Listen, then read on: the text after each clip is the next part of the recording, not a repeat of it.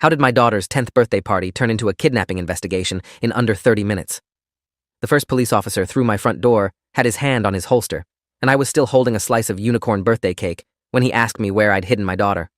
I stood there in my living room surrounded by pink streamers and deflating balloons, chocolate frosting smeared on my fingers, while 3 more officers fanned out through my house calling Mia's name. My ex-wife Vanessa was screaming something from the driveway, her voice raw and hysterical, and I could see through the window that she'd collapsed against her boyfriend's chest while he held her like I was the monster in this story. There were still 15 children in my backyard, their faces pressed against the sliding glass door, watching their friend's father get questioned by police at what was supposed to be the happiest day of her year. I kept saying she was just here 5 minutes ago, but the words felt hollow even as I spoke them because I'd looked everywhere and Mia was gone. Vanished from her own birthday party like she'd never existed. My hands wouldn't stop shaking, and the cake slice fell to the carpet, leaving a pink smear on the beige fibers that I'd be cleaning for weeks. If I'd known then what was actually happening, I would have been looking in an entirely different direction. I'd been planning this party for 3 months, ever since the custody arrangement changed and I got Mia's birthday weekend for the first time since the divorce. Vanessa and I had split 4 years ago when Mia was 6, and the separation had been ugly in the way that divorces are when one person wants out and the other person is blindsided. She'd met Greg Holloway at her gym, a personal trainer with a perfect smile and the kind of casual cruelty that hides behind charm. By the time I figured out what was happening, she'd already filed papers and moved into his apartment. The courts gave her primary custody because I worked long hours as a construction project manager, and judges still leaned toward mothers even when they shouldn't. I got every other weekend and alternating holidays, which meant I'd missed Mia's 7th, 8th, and 9th birthdays, while Vanessa posted elaborate party photos on social media. This year was supposed to be different. This year, through a scheduling miracle involving Vanessa's planned vacation to Cabo with Greg, I got Mia's actual birthday. I rented a bouncy castle, hired a magician named Gerald who came highly recommended on Yelp, and ordered a custom unicorn cake from a bakery that charged 4 times what a grocery store cake would cost. The party started at 2 o'clock on a warm Saturday afternoon in early June. Mia was wearing the purple dress she'd picked out herself, her dark hair braided with ribbons that matched her outfit. She looked so much like her mother it sometimes hurt to see her, but her laugh was all mine, this big, unreserved sound that made everyone around her smile. I'd invited 20 kids from her school, and 18 showed up with wrapped presents and eager faces. The bouncy castle was a hit. Gerald the magician pulled a rabbit from his hat and made balloon animals that actually looked like the animals they were supposed to be. I grilled hot dogs and hamburgers while parents I barely knew made small talk about the weather and property values in the neighborhood. Everything was perfect. Everything was exactly how I'd imagined it during all those nights alone in my apartment, missing my daughter and wondering if I'd ever get to be a real father again.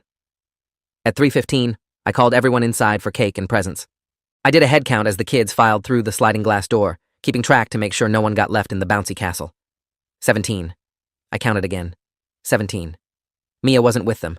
I told myself she'd probably gone to the bathroom. The house was unfamiliar to most of these kids since I'd only moved in 8 months ago, and Mia might have been showing someone where the bathroom was or grabbing something from her room upstairs. I walked through the house calling her name, my voice still casual, still unconcerned. Not in the bathroom, not in her room, not in the kitchen or the garage or the basement playroom I'd set up specifically for her visits. I went back outside and checked the bouncy castle, then the small cluster of trees along my back fence, then the side yard where I kept the garbage bins. Nothing. I asked the other kids if anyone had seen Mia, and they all shook their heads with the particular blankness of children who weren't really paying attention. One girl, a redhead named Sophie, said she thought Mia had gone inside a while ago. Another kid said he'd seen her talking to a grown-up near the gate. My stomach dropped. I'd locked that gate before the party started. I always locked it because it opened directly onto the street, and I didn't want any kids wandering off. I walked to the gate now, my legs feeling strangely disconnected from my body. The lock was open, the gate was slightly ajar, and Mia was nowhere to be found. The next 15 minutes were a blur of escalating panic. I searched the front yard, then jogged down the street calling her name while other parents started to notice something was wrong. One of the dads, a guy named Kenneth who worked in insurance, offered to drive around the block and check the nearby park. A mom whose name I didn't know started organizing the other children, keeping them calm while the adults grew increasingly frantic. I called Mia's cell phone, the cheap prepaid one I'd bought her for emergencies that she wasn't supposed to have at school. It went straight to voicemail. I called it again. Voicemail. I called Vanessa because she needed to know, because despite everything between us, she was still Mia's mother, and she deserved to know her daughter was missing. She answered on the 3rd ring, her voice lazy with vacation relaxation, and when I told her Mia had disappeared from the party, she screamed so loud I had to pull the phone away from my ear. 20 minutes later, she was in my driveway, having apparently broken every speed limit between her hotel and my house, and she'd already called the police. I didn't blame her for calling them. I would have called them myself in another 5 minutes. What I did blame her for was what she told them when they arrived.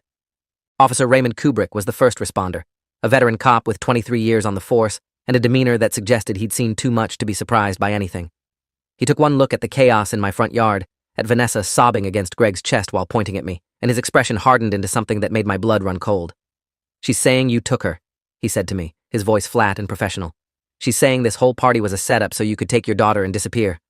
The words hit me like a physical blow.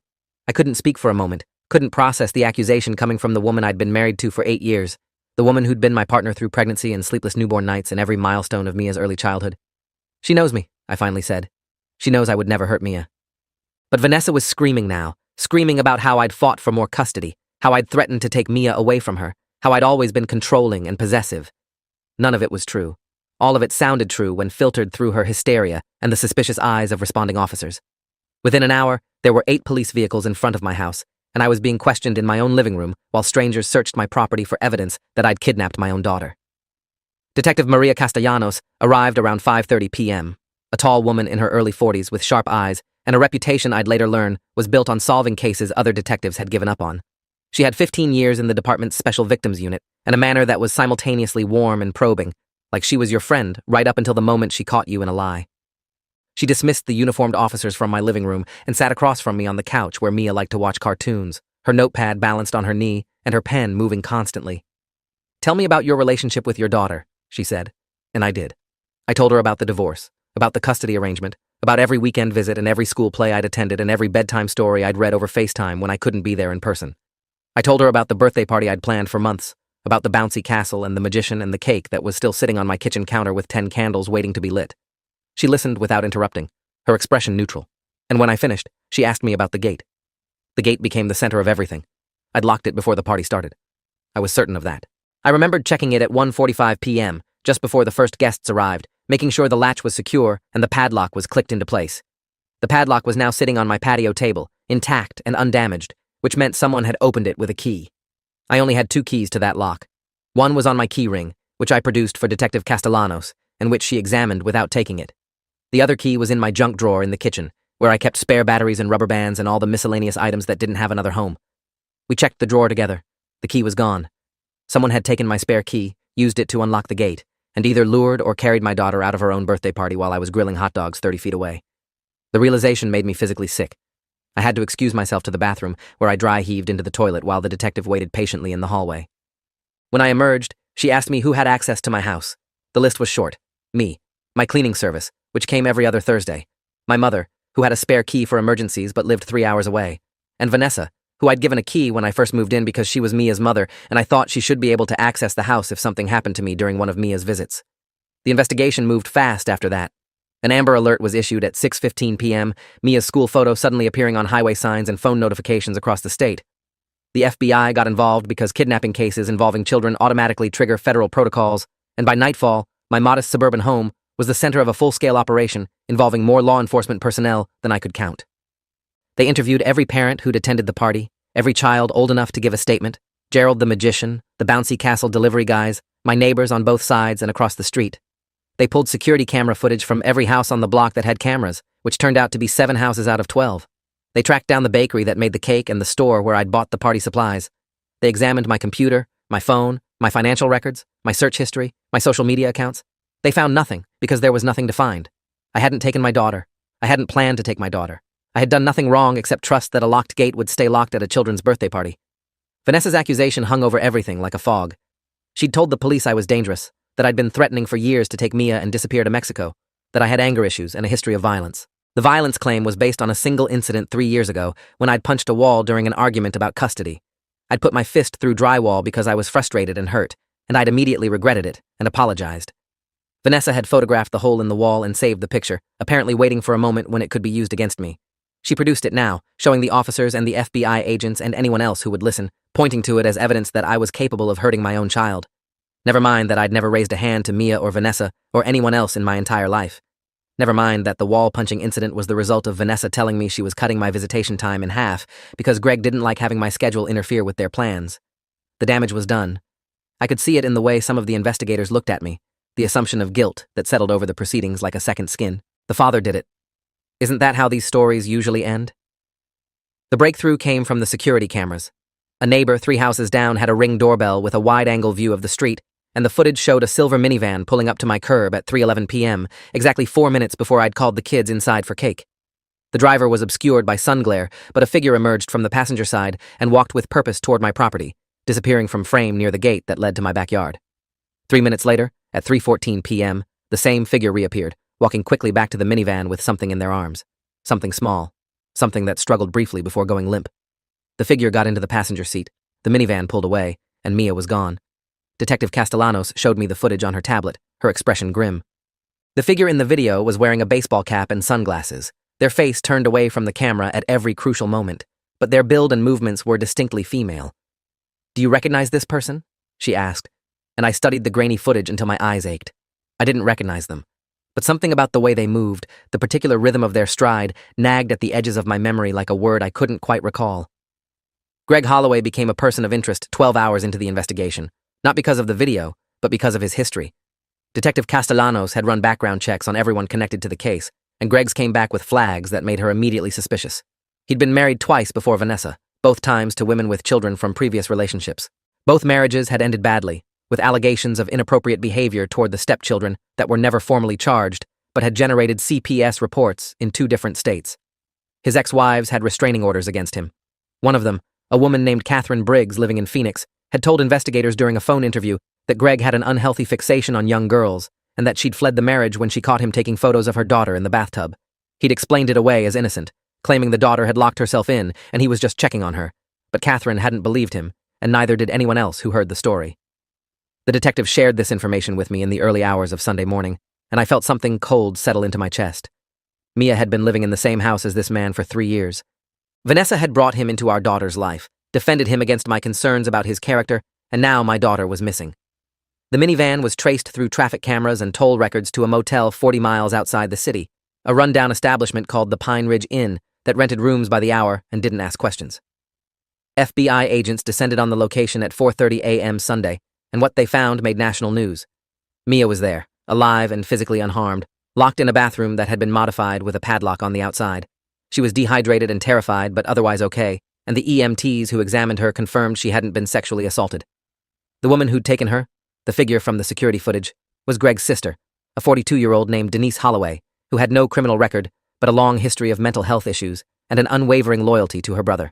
She'd been staying with Greg and Vanessa for the past month, ostensibly visiting family, but actually planning this entire operation with a level of detail that still horrifies me. She'd visited my house twice during that month, once when I wasn't home, and Vanessa had used her key to let her in. That was when she'd taken the spare key to my gate. The full scope of the conspiracy emerged over the following weeks through interviews, phone records, and evidence recovered from the motel room. Greg had orchestrated the kidnapping as part of a custody manipulation scheme, planning to frame me for Mia's disappearance while simultaneously positioning himself and Vanessa as grieving victims. The goal was to have me arrested and convicted, thereby eliminating my custody rights entirely and giving Greg unrestricted access to Mia. The texts between Greg and Denise laid out the plan in chilling detail. Wait until Mia was at my house for a significant event, create a scenario where she disappeared under my supervision, plant enough suspicion to ensure my arrest, then eventually discover Mia after I'd been convicted, staging her return as a miraculous escape from a kidnapper who was never identified. The plan would have worked if not for the security camera footage and Detective Castellanos' refusal to take the easy answer. She'd never believed I was guilty, she told me later. The evidence was too clean, the accusations too perfectly timed, and my behavior too consistent with genuine terror rather than performed distress. Vanessa claimed she didn't know.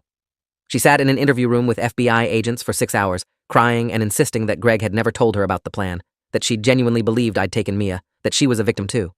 The investigators weren't sure what to believe. There were no texts between Vanessa and Denise about the kidnapping, no evidence that Vanessa had participated in the planning. But there were texts between Vanessa and Greg discussing how to limit my custody time, how to document evidence of my supposed instability, how to build a case that would eventually lead to my parental rights being terminated. She'd been complicit in the campaign to destroy me, even if she hadn't known about this specific step. In the end, the prosecutors decided not to charge her, citing insufficient evidence of direct involvement in the kidnapping. She walked free, though I'd later learn through my family lawyer that her reputation in the community was destroyed. The other parents from Mia's school stopped talking to her. Her employer, a marketing firm that valued its image, quietly let her go. Greg was fired from his gym immediately, and the membership canceled accounts in protest when they learned what he'd been planning. Greg Holloway was arrested and charged with conspiracy to commit kidnapping, child endangerment, and a list of other offenses that would eventually result in a 15-year prison sentence. Denise, who'd actually taken Mia, faced even more charges and pled guilty to avoid trial, receiving 12 years with mandatory psychiatric evaluation. The judge at Greg's sentencing hearing called it one of the most disturbing cases of parental manipulation he'd ever seen, a premeditated scheme to destroy an innocent man while endangering a child's safety for selfish purposes. Greg's lawyer tried to argue that he was mentally unstable, that his childhood trauma explained his behavior, that he deserved treatment rather than punishment. The judge wasn't interested. He sentenced Greg to the maximum allowed by law and recommended that he never be permitted unsupervised contact with minors upon release. Vanessa sat in the gallery during the sentencing, her face pale and her hands trembling, and I felt nothing for her. No sympathy, no anger, just the cold emptiness of knowing I'd once loved someone capable of such casual destruction. The custody battle that followed was brief and decisive. My lawyer, Angela Ferraro, had been practicing family law for 28 years and had never seen a case with clearer grounds for full custody transfer. She filed emergency motions within days of Mia's rescue, and the family court judge granted me temporary sole custody while the situation was evaluated. The evaluation, conducted by a court-appointed psychologist named Dr. Raymond Okafor, took 3 months and involved extensive interviews with Mia, with me, with Vanessa, and with anyone else who could speak to our parenting capabilities. His report was unequivocal. Mia was thriving in my care, showed signs of trauma related to the kidnapping and her exposure to Greg, and had expressed repeated wishes to live with me full-time. He recommended sole physical and legal custody be awarded to me, with Vanessa granted supervised visitation pending completion of therapy and parenting classes. The judge agreed. By October of that year, Mia was officially mine, living in my house full-time for the first time since the divorce. Her room, which had once been a weekend destination, became her permanent home. Her clothes filled the closet instead of a single drawer. Her toys spread through the house like evidence of belonging. She was finally, fully, home. Mia's recovery was slower than the legal proceedings. She had nightmares for months after the kidnapping, waking up screaming that someone was taking her, that she couldn't find me, that she was locked in a dark room with no way out. We started therapy together, sessions with a child psychologist named Dr. Amelia Fontaine, who specialized in trauma and attachment disorders. She taught Mia coping mechanisms for her anxiety and taught me how to respond when her fear became overwhelming. She explained that children who experience kidnapping often develop trust issues and hypervigilance, constantly scanning their environment for threats that might not exist. Mia would need patience and consistency and the knowledge that she was safe with me, no matter what. I provided all of it. I rearranged my work schedule to be home when she got off the school bus. I installed security cameras and a monitored alarm system so she could see that our home was protected. I never locked her door from the outside, not even as a joke, because Dr. Fontaine said any reminder of being confined could trigger her trauma. Slowly, over months and then years, the nightmares faded and the anxiety softened and my daughter became herself again. Vanessa's supervised visitation lasted for 2 years before she was allowed unsupervised time with Mia, and even then, the visits were limited to daytime hours with me having final approval over locations and activities. She'd completed therapy and parenting classes, had obtained a new job and a new apartment, and had apparently done the work required to become a safer parent. I wanted to believe it. I wanted to believe people could change, could recognize their mistakes, and grow beyond them, could become worthy of the trust they'd destroyed. But I also knew that Vanessa had chosen Greg. She'd chosen to believe his explanations and dismiss his red flags and bring him into our daughter's life despite every warning sign. That choice had nearly destroyed Mia. It had nearly destroyed me. Some mistakes are too big to fully forgive, even when you want to, even when forgiveness would make everything easier. I stayed civil with Vanessa for Mia's sake, communicated about school and medical appointments and the logistics of co-parenting, but the relationship that had once been a marriage was now nothing more than a business arrangement. We were partners in raising a child, nothing more and nothing less. The birthday party that had turned into a kidnapping investigation became something we didn't talk about in our house. Mia remembered it, of course, but she didn't like discussing it, and I never pushed her to process it faster than she was ready. We celebrated her 11th birthday with a small gathering at a trampoline park, just 5 of her closest friends, and no bouncy castle or magicians or anything that might remind her of what had happened the year before. Her 12th birthday was a sleepover with 3 girls she'd been friends with since kindergarten. Her 13th was a trip to an amusement park, just the 2 of us, riding roller coasters until we were both dizzy and laughing. Each birthday felt like a reclamation, a statement that Greg and Denise and the trauma they'd inflicted couldn't define her childhood. She was more than what had happened to her. She was resilient and funny and kind, and all the things I'd hoped she would be when I first held her in the hospital. This tiny, perfect person who'd made me a father. 5 years after the kidnapping, I received a letter from Greg's lawyer requesting that I provide a statement for his parole hearing. He was eligible for early release due to good behavior and participation in prison programs, and his lawyer was gathering character references and victim statements to present to the parole board. I spent a week deciding what to write. Part of me wanted to describe in detail what he'd done, to relive every moment of terror from that afternoon when my daughter vanished and I became the prime suspect in her disappearance. Part of me wanted to move on, to refuse to give him any more space in my life or my thoughts. In the end, I wrote a single page. I described Mia's nightmares and her years of therapy. I described the security system I'd installed and the way my daughter still checked locks 3 times before bed. I described what it felt like to have the police search my home for evidence that I'd kidnapped my own child, to have my ex-wife point at me and scream that I was a monster while strangers whispered in the background. I asked the board to consider not just what Greg had done, but what he had tried to do. He hadn't just kidnapped a child. He'd tried to destroy a father. He'd tried to send an innocent man to prison for a crime that would have followed me forever. The parole board denied his release. I found out through a victim notification service, a simple email stating that the inmate's request had been rejected and he would be eligible to apply again in 2 years. I didn't celebrate. There was no satisfaction in knowing Greg was still in prison, only relief that I had 2 more years before I'd have to think about him again. 2 more years of safety. 2 more years of not wondering if he might show up in our lives, might try to contact Mia, might find some new way to hurt us. 2 more years might not sound like much, but when you've been through what we've been through, you learn to appreciate every day that doesn't include a crisis. Every morning that starts with pancakes and homework instead of police interviews and court hearings. Every evening that ends with a movie on the couch instead of another nightmare to soothe. Peace, I've learned, isn't the absence of pain. It's the presence of enough good days to make the bad ones survivable. Mia is 15 now. She's in high school, running track and getting decent grades and navigating the complicated social landscape of teenage girlhood with more grace than I ever had at her age. She doesn't talk about the kidnapping much, but when she does, she speaks about it with the clinical detachment of someone who's processed their trauma and filed it away in a mental cabinet marked painful, but survived.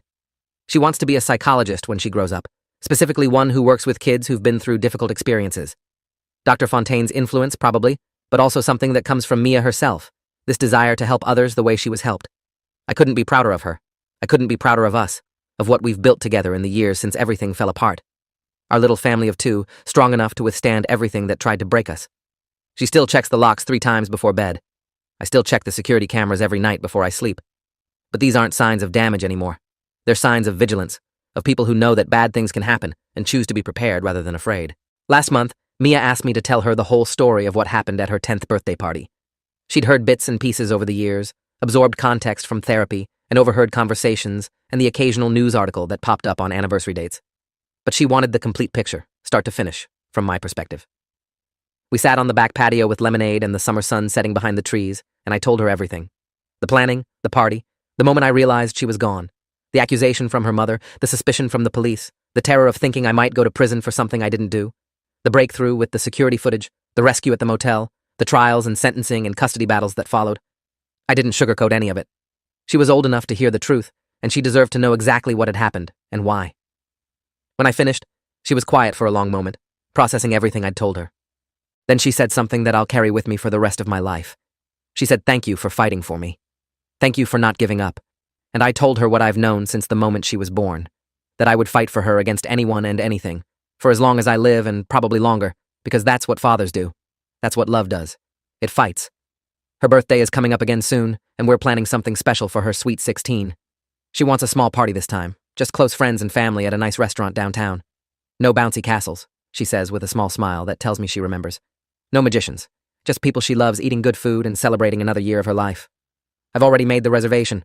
I've already ordered the cake, chocolate this time because she's outgrown unicorns and grown into someone with more sophisticated tastes. I've already bought her present, a used car that's been inspected 6 times and pronounced safe enough for a new driver. She doesn't know about the car yet. It's parked at my mother's house, wrapped in a giant bow, waiting for the surprise. I think she'll cry when she sees it. I think I'll cry too, because every milestone we reach together is proof that we survived. Every birthday candle she blows out is a defiance of everything that tried to take her from me. Every year older she gets is another year we've won. Greg is still in prison. Vanessa is somewhere living her life. And Mia and I are here, together, building something beautiful from the wreckage of what could have been. How did my daughter's 10th birthday party turn into a kidnapping investigation in under 30 minutes? It happened because someone evil made a plan and someone foolish helped execute it. It happened because I trusted a lock and a gate and the basic decency of people I should have been watching more closely. It happened because the world contains people who will hurt children to hurt their enemies, who will destroy innocence for convenience, who will scheme and plot and manipulate without a single thought for the collateral damage they create. But it also didn't work. The investigation led to rescue. The rescue led to justice. The justice led to healing. And the healing led to this moment, this ordinary summer evening with my daughter beside me, and the future stretching out ahead of us like a road we get to travel together. She's safe now. After everything, after all of it, she's safe. That's all that matters. That's the only ending this story needs. Thanks for watching till the end. Make sure to subscribe and like so you don't miss the next story.